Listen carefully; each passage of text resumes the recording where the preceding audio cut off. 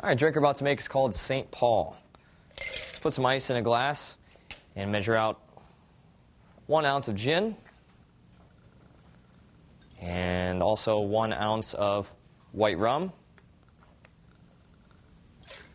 And we'll do 1 ounce of lemon juice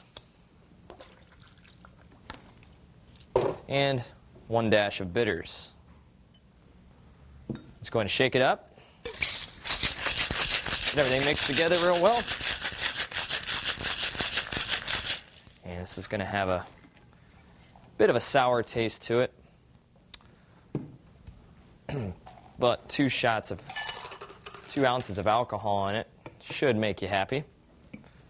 And let's go ahead and add a straw. And we're going to garnish it with a lemon.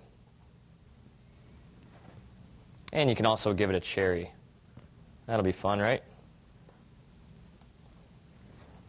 And that's it. Bottoms up.